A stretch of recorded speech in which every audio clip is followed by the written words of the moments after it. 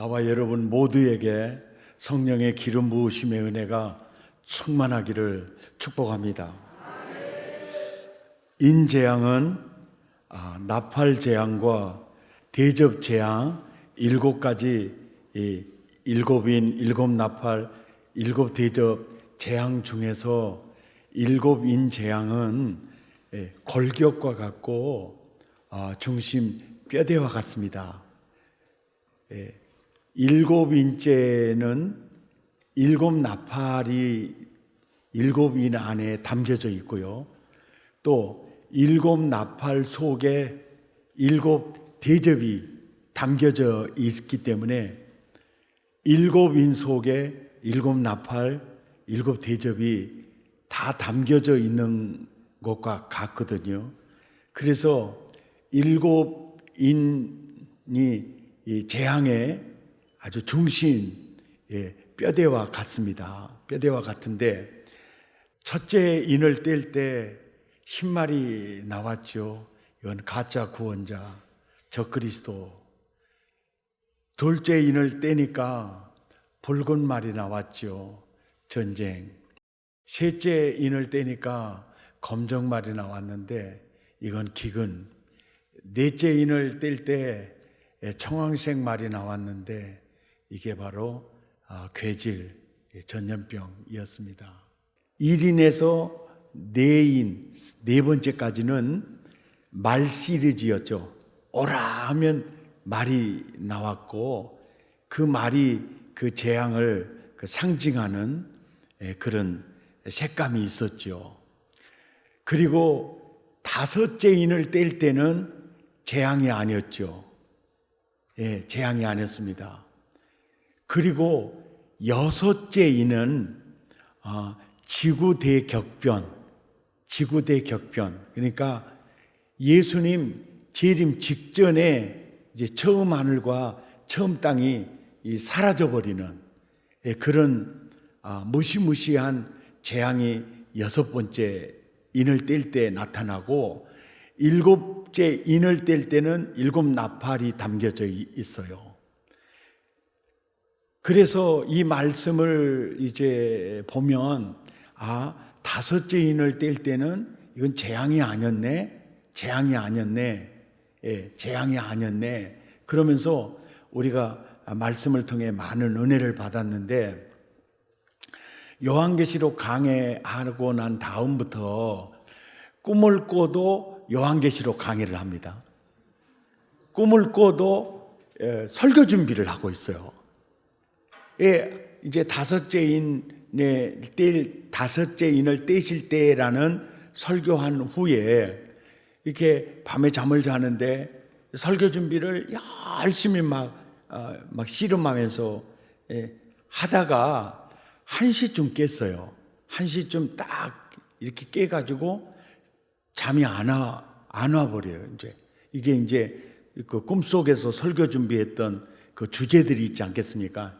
그걸 이제 묵상하면서 이래 보니까 이게 막 잠이 안 와요. 그래서 이제 컴퓨터를 켜고 이제 책상에 앉아서 설교 준비나 해놔야 되겠다.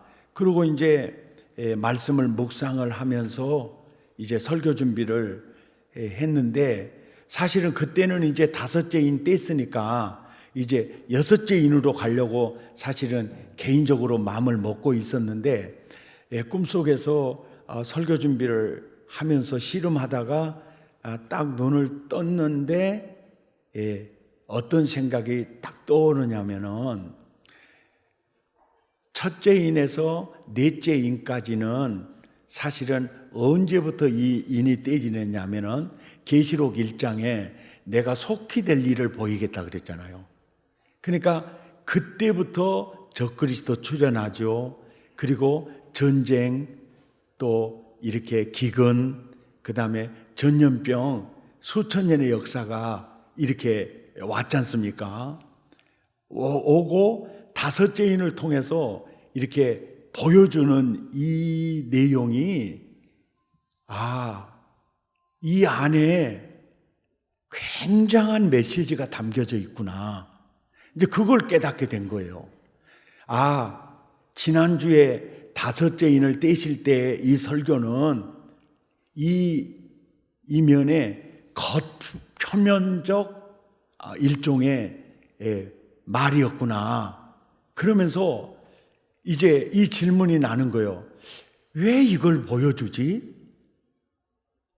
그러니까 왜 이것을 꼭 보여줘야 했을까? 이러면서 딱 머릿속에 깨달아지는 게 뭐냐면 바로 재앙 속에서 지금 1000년, 2000년의 역사가 흘러가고 있잖아요. 그 신부된 교회에게 신랑 되신 예수님이 러브레터, 편지가 계시록이거든요.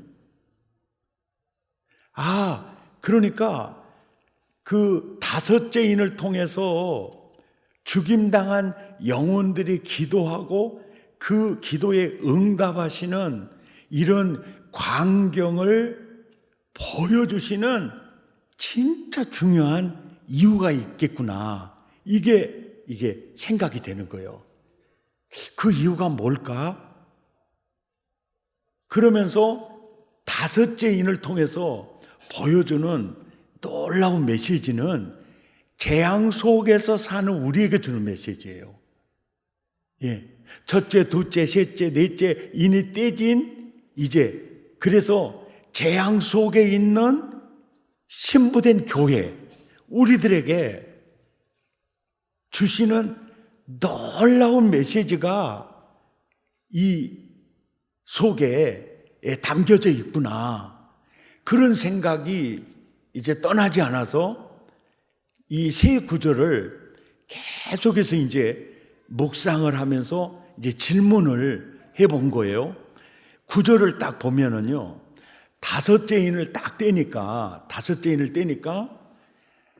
이 하나님의 말씀과 복음 증거하는 것 때문에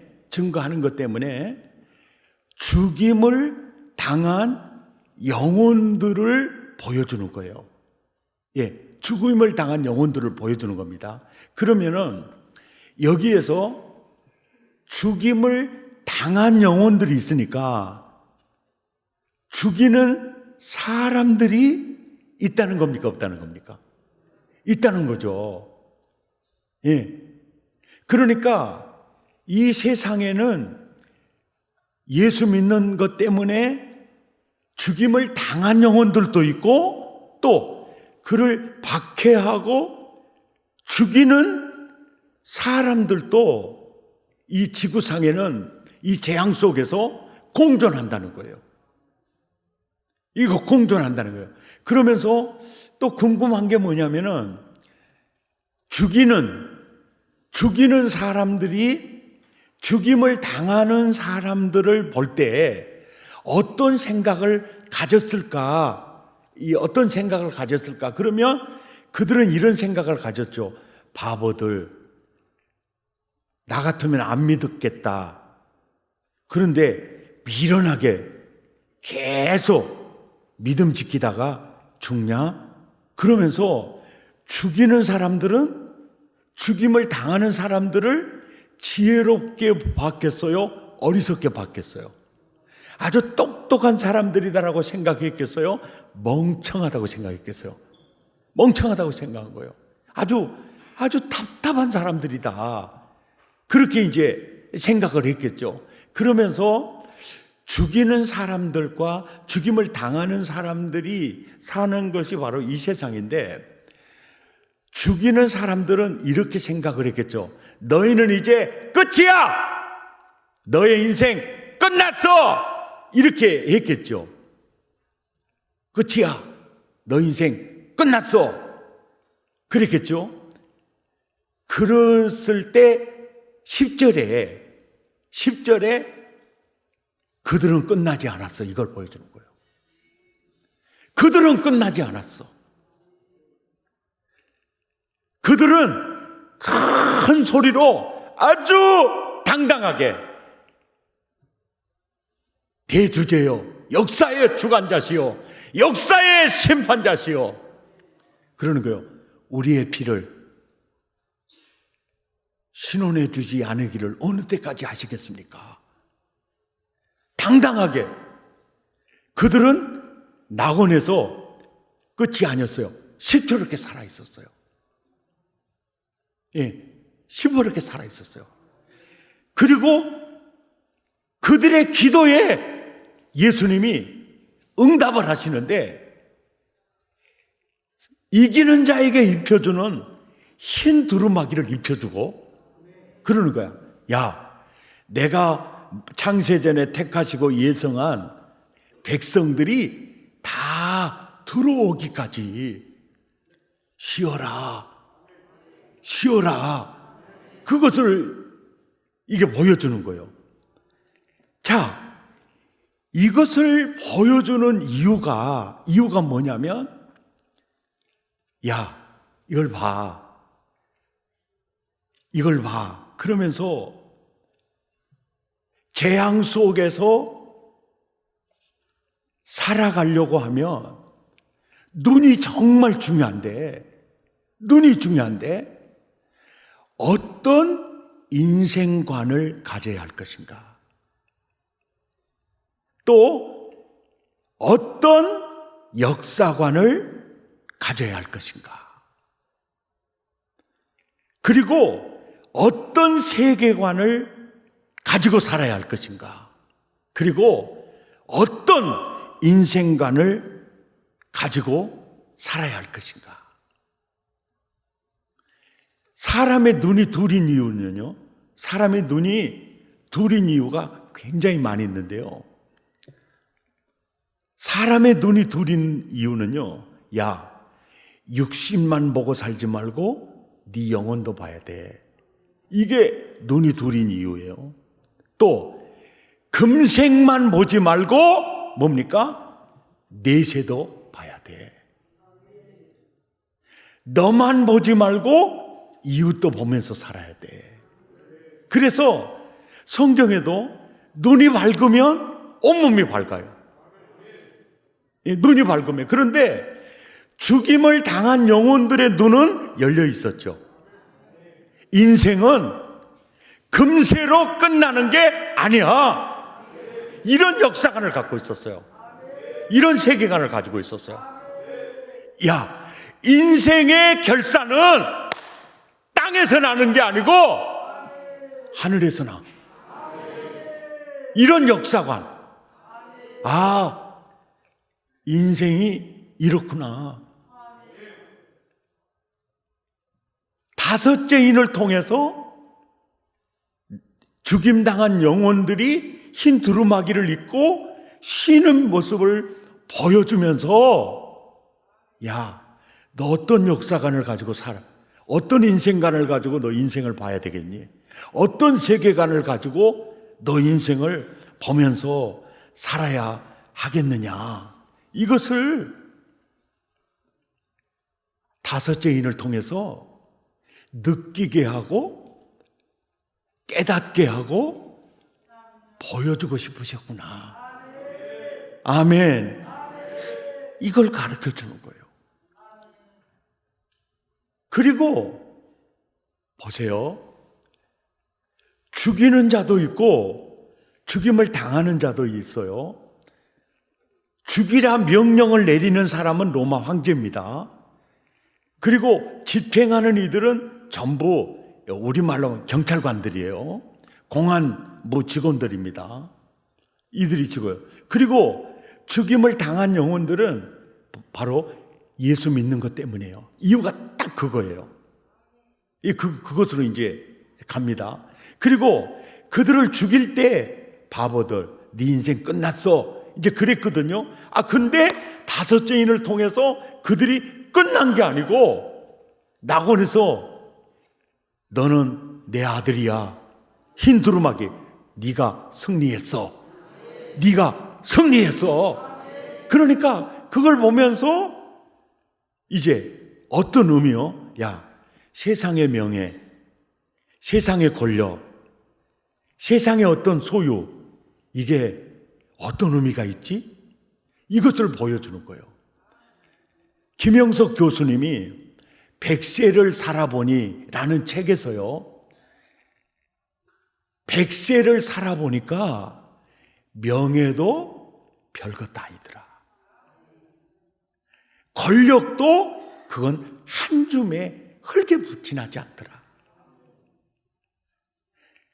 100세를 살아서 이래 보니까 그거 정말 별것 아니더라.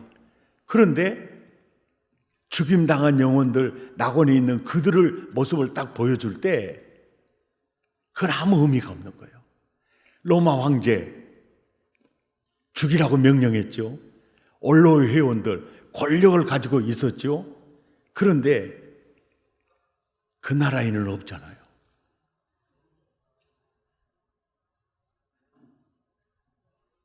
그러니까 무엇이 인생 승리자인지 이것을 절절히 느끼게 하고, 아, 그렇구나, 이런 내용을 가르쳐 주시는 것이 바로 이 다섯째 인을 통해서, 야, 인생의 결산은 땅에서 나는 게 아니다. 봐, 너희가 그들을 죽였잖아.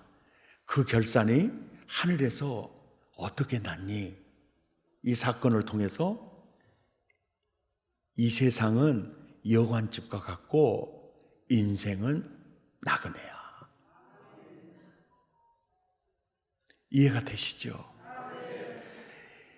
이 세상은 나그네 길, 나는 다만 나그네.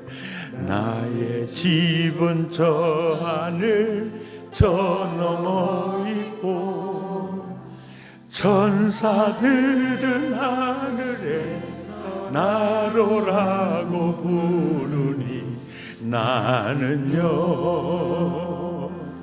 이 땅에 있을 만 없어요.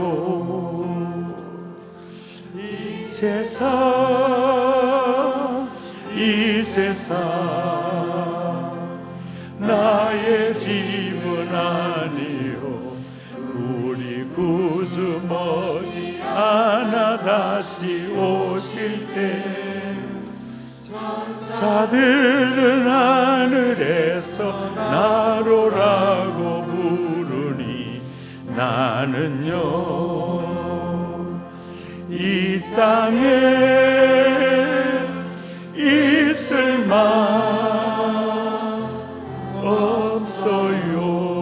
우리 청년처럼 이 세상은 나그네 괴롭된 세상, 나의 주님의 의지할 것밖에 없어요. 앞에 가신 성도들의 순교 정신 따라서 전한 이나마 싸워서 가리라.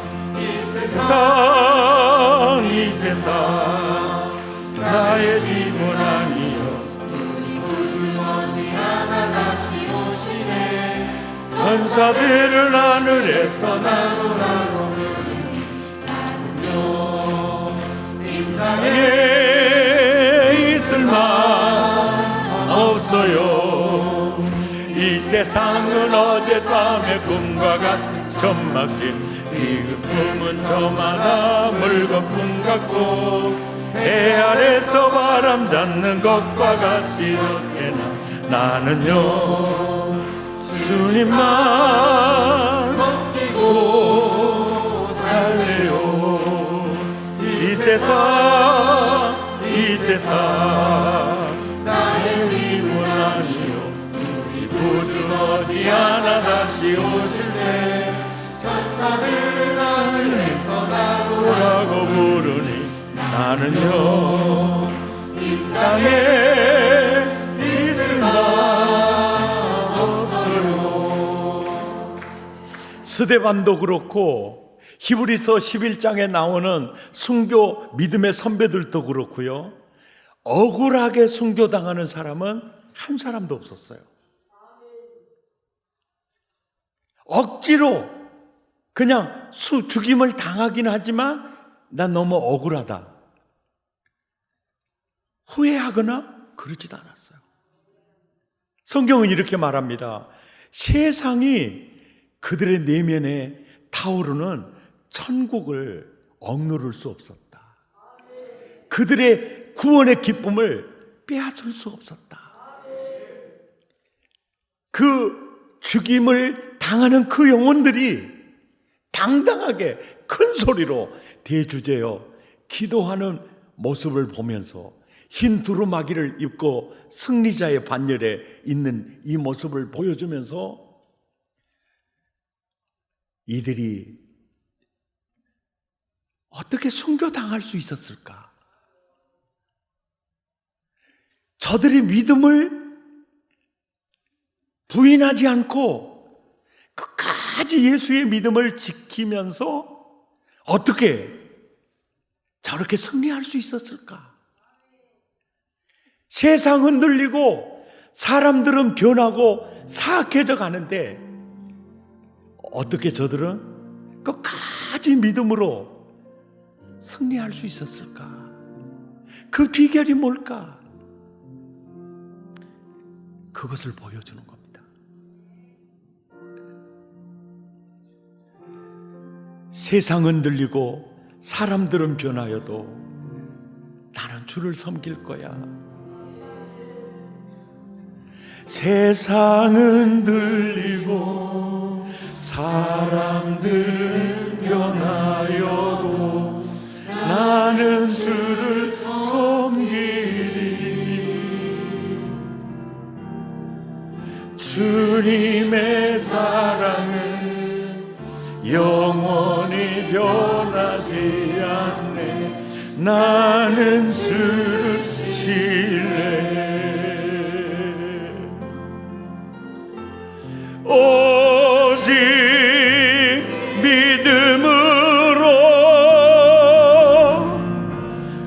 믿음으로 내가 살리라. 오직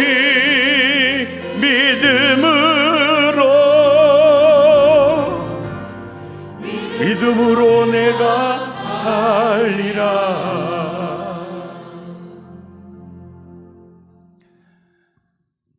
그 재앙 속에서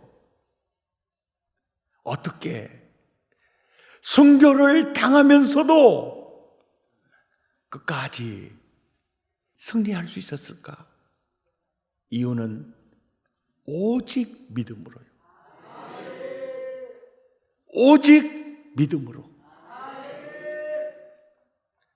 요한일서 5장 4절에 보면 그러는 거예요. 세상을 이기는 승리는 믿음이다. 이렇게 얘기해요. 믿음이다. 이렇게 얘기해요. 믿음이다. 믿음으로 이겼다. 이렇게 말을 하면 믿음의 개념이 안 잡혀요. 왜? 이 단어 자체가 굉장히 추상적이에요. 그래, 믿음. 어떻게 하면 되는데? 뭐가 믿음인데? 이게 믿음. 예. 믿음에 대한 개념을 우리가 믿음의 본질, 믿음의 개념을 정말 정확히 알고 있어야 되고 그 믿음으로 살아야 되고 그 믿음으로 믿음을 누려야 돼요. 자, 믿음을 알아야 되고 그 믿음으로 살아야 되고 그 믿음을 누려야 되는데요. 믿음이 뭐냐? 예수님과 하나됨이에요. 믿음이 뭐라고요? 예수님과 하나됨이에요. 여러분 꼭 기억하셔야 돼요. 믿음이 뭐라고요? 예수님과 하나됨이에요. 나는 누구 안에? 예수 안에. 예수님은 어디? 내 안에. 완전한 하나됨이에요. 자, 하나됨에 더 깊은 의미가 있어요. 하나됨, 믿음은 예수님과 하나됨이다. 하나됨이다. 더 깊은 이유가, 그 의미가 뭐냐면 교환된 삶이에요. 무엇된 삶이요? 교환된 삶이에요. 교환된 삶이란, 교환된 삶, 예수님과 나의 이 교환된 삶이란, 예수님은 내 죄를 짊어지고 죄인이 됩니다. 그래서 십자가 형벌을 받아요. 그러니까 예수님은 누구로 사는 거죠? 나로 사는 겁니다. 교환됐으니까요. 믿음은, 따라서 믿음은 교환된 삶이다. 따라서 예수님은 내 죄를 짊어지고 죄인이 되어 십자가에서 처형을 당합니다. 즉 예수님은 누구로 살았습니까? 나로 사셨습니다. 내 저주를 친히 담당하셨습니다. 내 지옥을 친히 담당하셨습니다. 예수님은 철저히 나로 사셨습니다. 맞죠? 맞죠? 맞죠? 나로 사셨습니다. 교환된 삶이란 예수님은 나로 사셨듯이 나는 이제 누구로 사는 겁니까? 예수님으로 사는 겁니다. 이것이 교환된 삶이에요. 이것이 믿음입니다. 우리는 믿음으로 구원받습니다. 믿음이란 예수님과 하나됨이에요. 더 깊은 의미는 예수님과 교환된 삶이에요. 예수님은 십자가에 나를 짊어지고 나로 십자가에 죄값을 치르러 가고요. 따라서 우리는 예수님으로 하나님의 아들이 되어 있는 겁니다. 의롭다함을 얻었다. 이게 뭐요? 예수와 교환되었다, 이 뜻입니다. 그러니까 우리는 행위가 아주 거룩해서 예수를 너무 잘 믿어서 내가 의롭게 되는 게 아닙니다. 의롭게 되는 유일한 것은요, 예수님과 내가 교환되어 버린 겁니다. 내 죄, 내 저주, 그게 예수님이 내가 되어서 죄값을 다 치릅니다. 그리고 우리에게 뭐라고 말하느냐면은 마태복음 16장 24절에 보니까 누구든지 예외가 없어요. 누구든지 나를 따라오려거든, 나를 믿으려거든 자기를 부인해라. 왜? 예수님이 나로 사셨거든.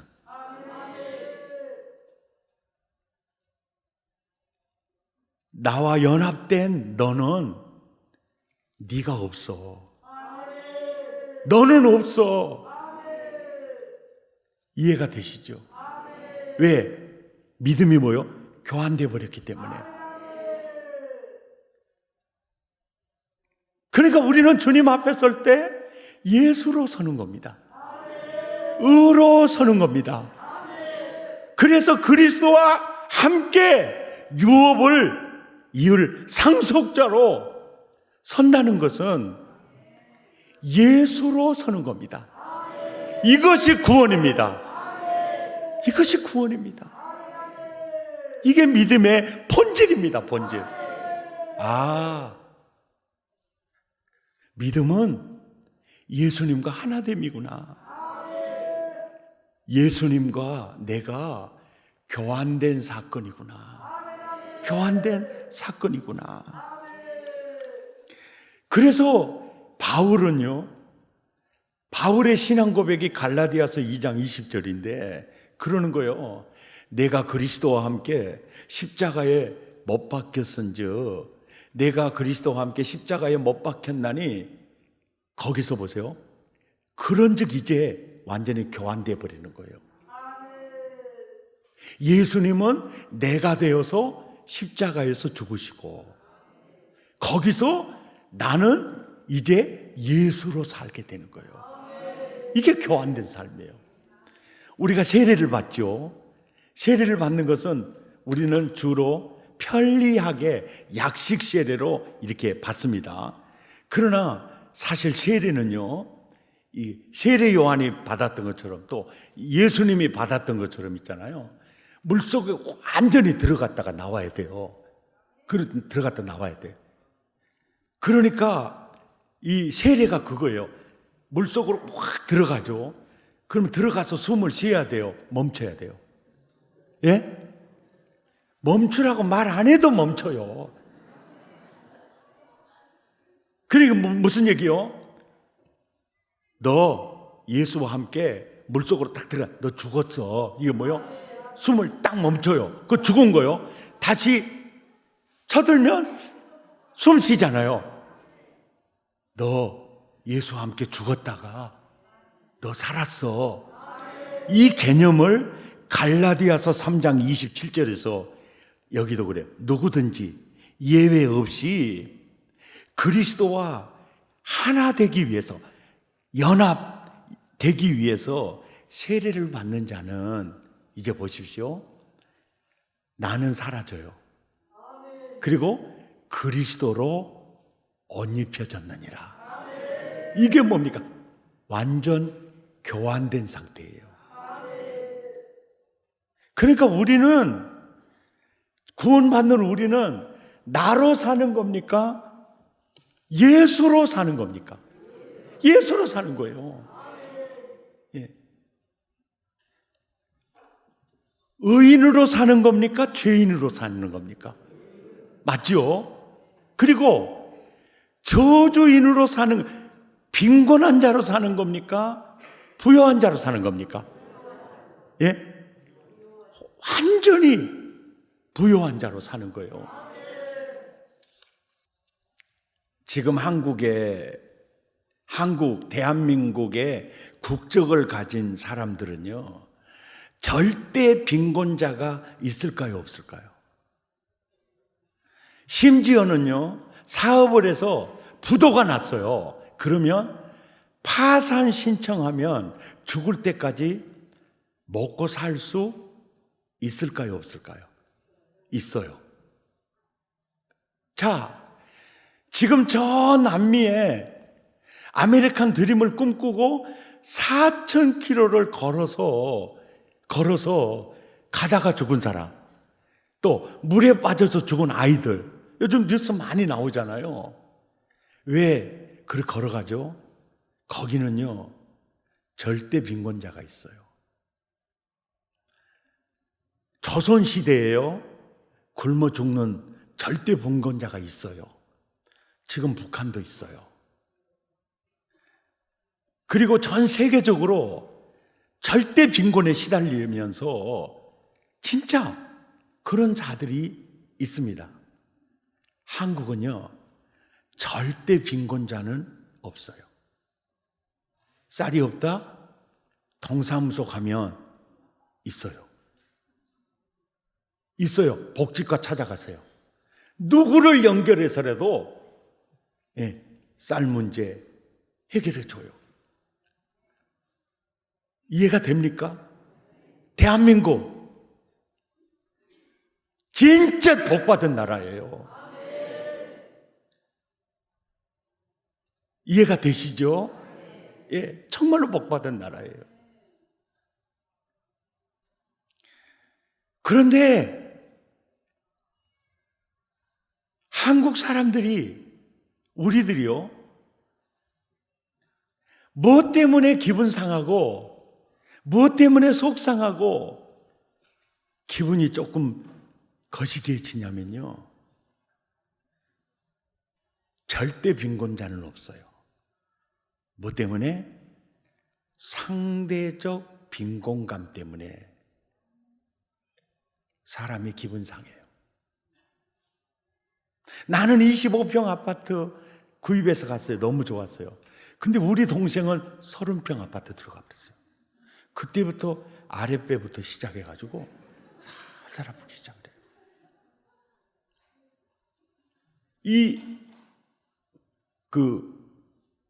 그런데 예를 들면 내가 예수로 사는 사람이다. 그러면 100평 아파트에서 살든 우리는요, 기분 상할 이유가 없어요.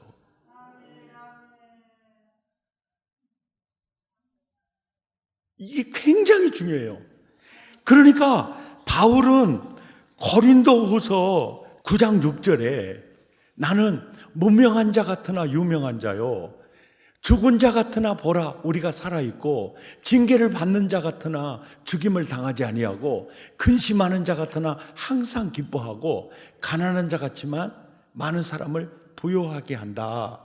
이게 헛소리가 아니에요. 바울은 지금 누구로 살죠?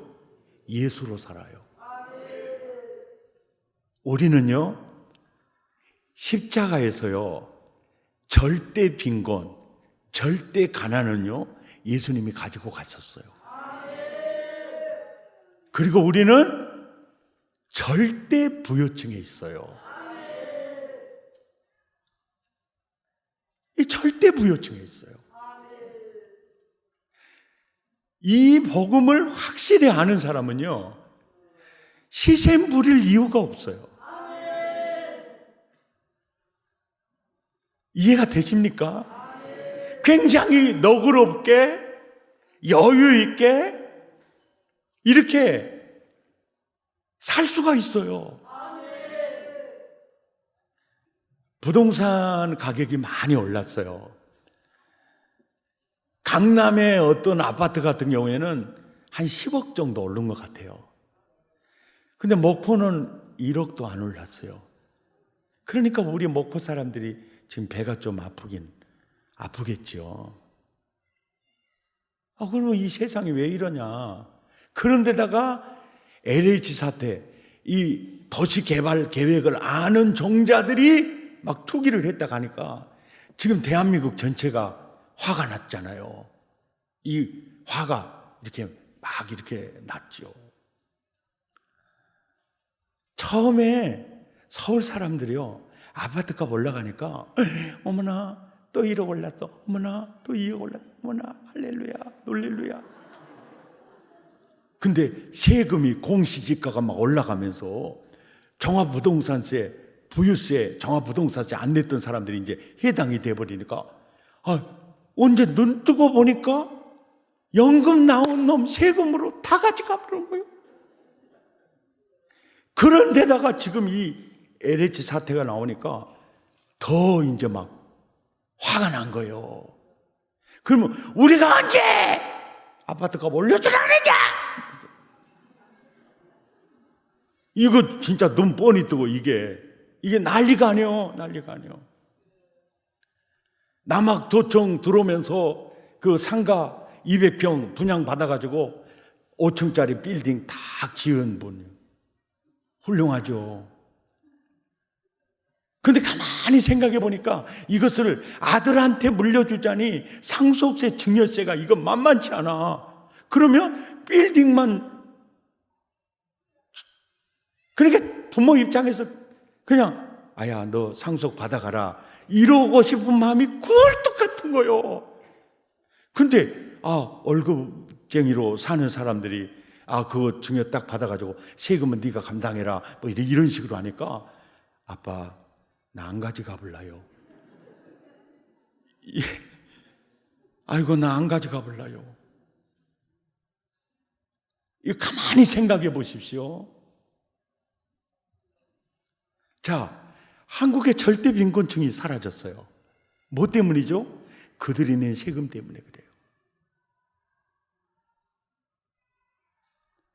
그러니까 비싼 집을 가지고 있는 사람들은 죽을 때까지 그놈의 세금에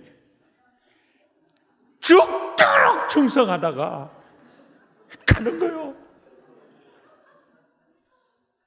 그래서 그 거지 부자가 있었는데 홍수가 져가지고 소도 떠내려 가고 돼지도 떠내려 가고, 그래서 거지 부자라, 거지 아버지하고 거지 아들이 그저 바위 밑에서 비를 의지하고 앉아 있으면서 아들이 그러더래요. 아버지, 우리는 떠나갈 소도 없고 돼지도 없고, 아이고 김씨 아저씨 냉장고 떠나려고 한다고 난리인데 우리는 떠나려고 할 냉장고도 없고, 아버지 우리가 참 세상에 편안한 사람들이 없네요. 그럴 때 아버지가 뭐라 그러냐면, 다 네 예비를 잘 둔 덕이니라.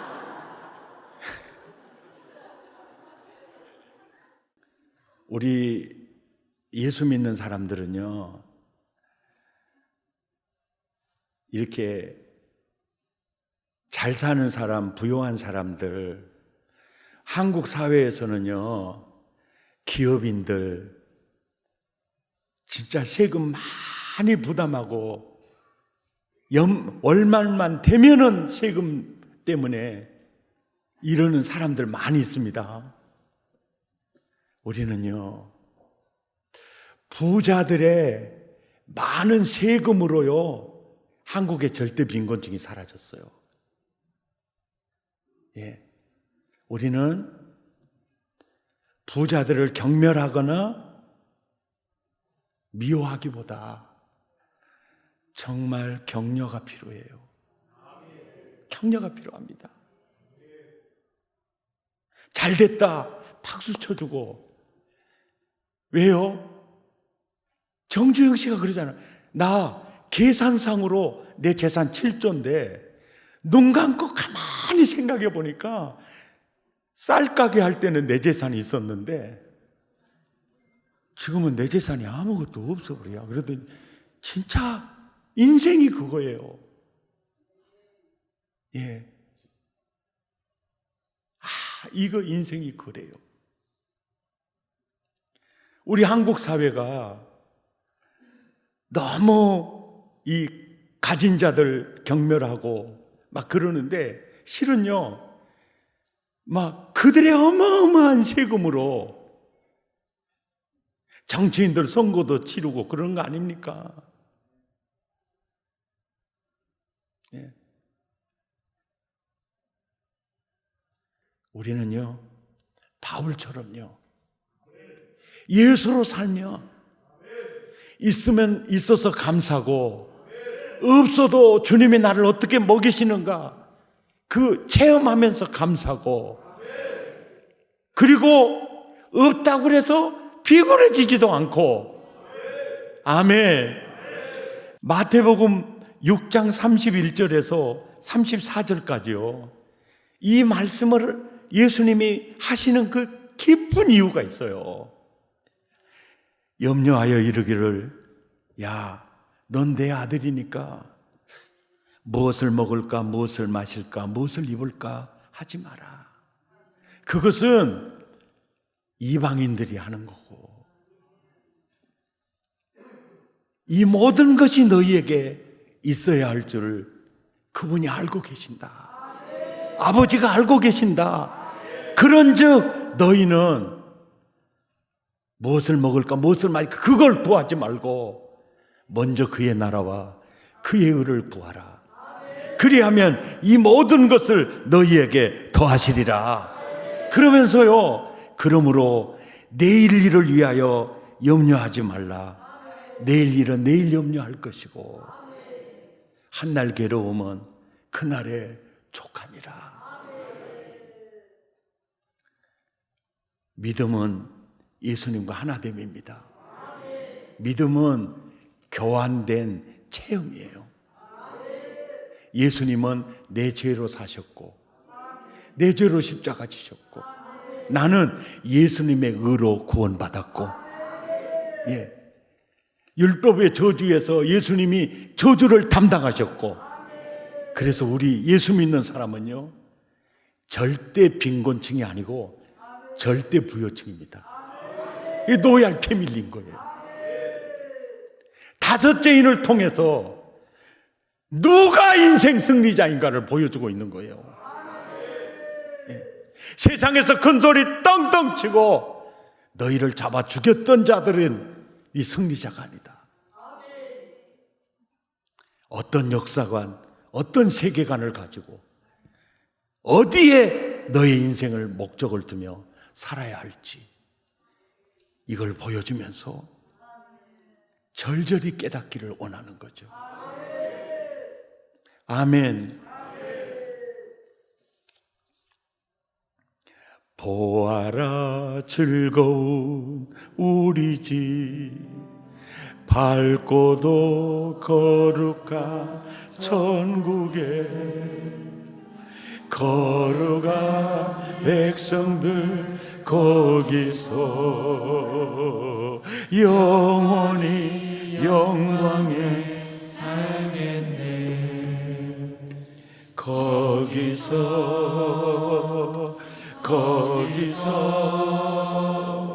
기쁘고 즐거운 집에서 거기서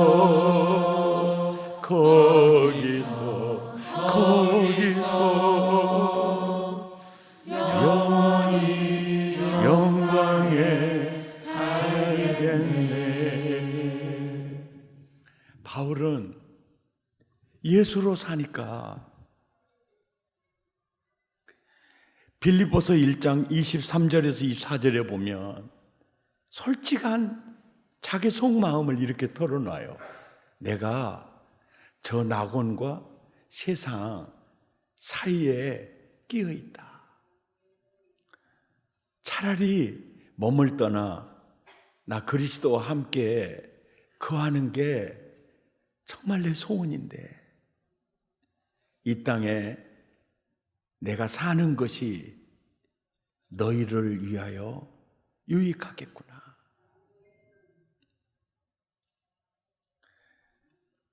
우리가 암으로 세상을 일찍 뜰 수도 있어요. 교통사고로 뜰 수도 있습니다. 그것이 인생 성공과 실패를 좌우하는 게 아니에요. 인생의 결산은요, 낙원에서 나요. 아멘입니까? 낙원에서 나요. 죽임을 당한 영혼들이 실패자가 아니다. 그들은 승리자다. 이것이 다섯째인을 통해서 주시는 놀라운 메시지예요.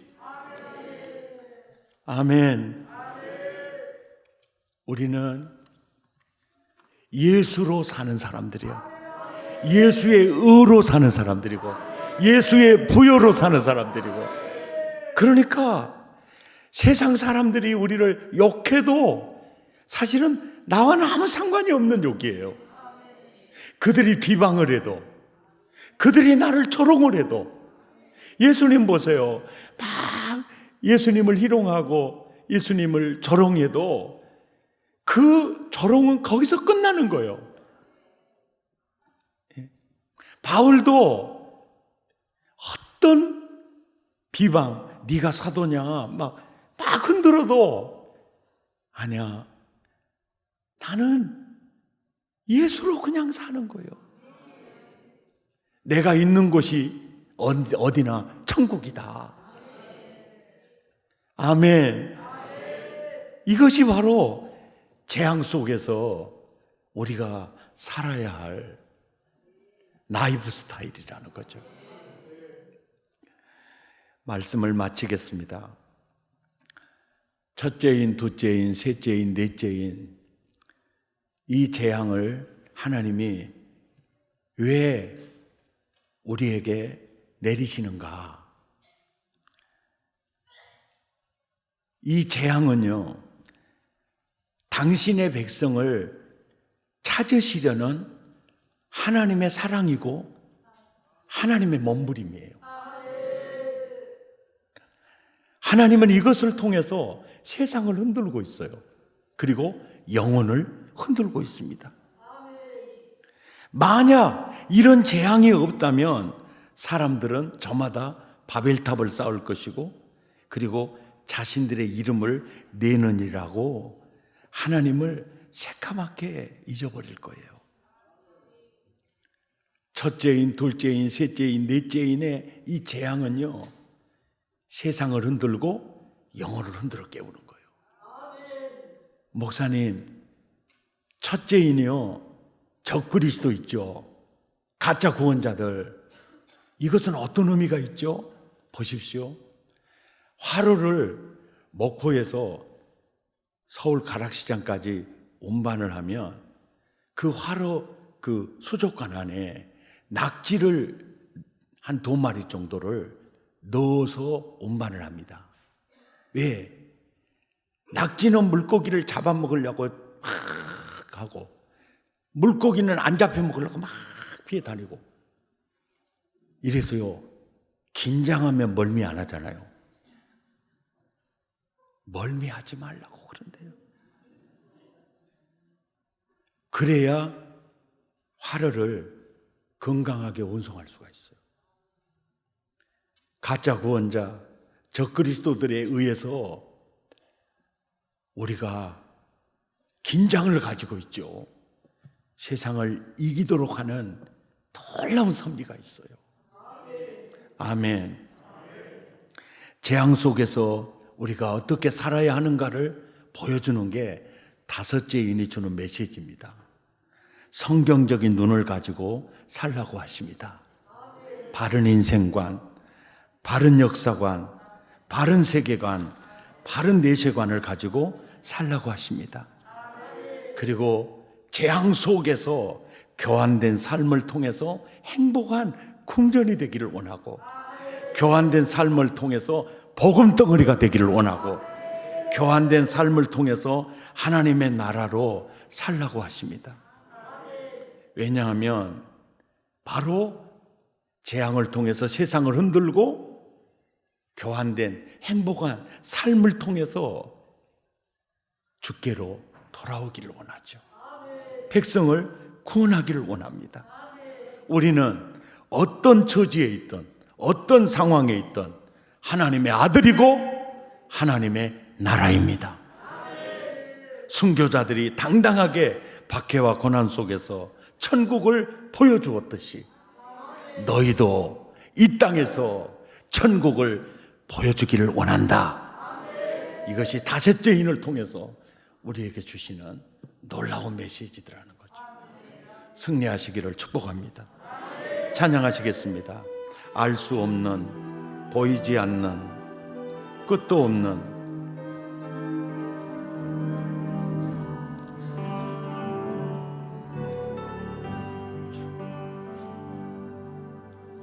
알 수 없는, 보이지 않는, 끝도 없는 막막한 길 곳도 머물 곳도 쉴 곳도 없는 삶, 이 어둠 속 하늘 한가운데를 홀로 바라보시는 그 아무도 없는 이곳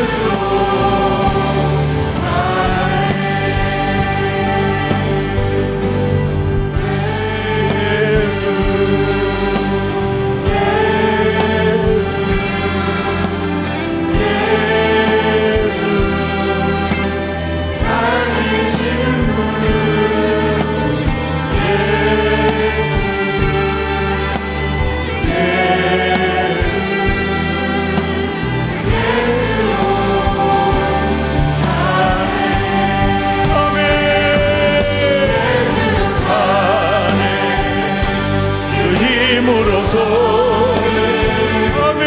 예수와 함께 그의 길로 걷네. 그 안에서 보내 그 영광을 보내.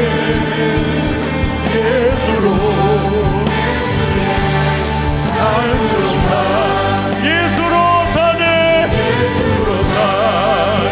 주여 힘으로서 아멘. 예수로 가네. 그의 길로 걷네. 그 안에서 보내 그 영광을 보내. 예수로 예수의 삶으로 사 예수로 사네. 예수로 사네. 그 힘으로 서네. 예수와 가네. 그의 길로 걷네. 그 안에서 보내 그 영광을 보내. 예수로 예수의 삶으로 사네. 두 눈을 가지고 육신만 보지 말고 내 영혼을 봐야 해. 금세만 보지 말고 내세도 봐야 해. 너만 보지 말고 이웃도 보면서 살아야 해. 하나님, 진짜 믿음으로 살기 원합니다. 믿음으로 세상을 이기기 원합니다. 믿음으로 재앙 속에서 천국을 살기 원합니다. 예수로 살기 원합니다. 예수의로 살기 원합니다. 예수 부여로 살기 원합니다. 우리에게 당당한 여유를 주옵소서. 재앙 속에서도 천국을 살게 하여 주옵소서. 노얄 패밀리로 하나님의 아들처럼 살게 하여 주옵소서.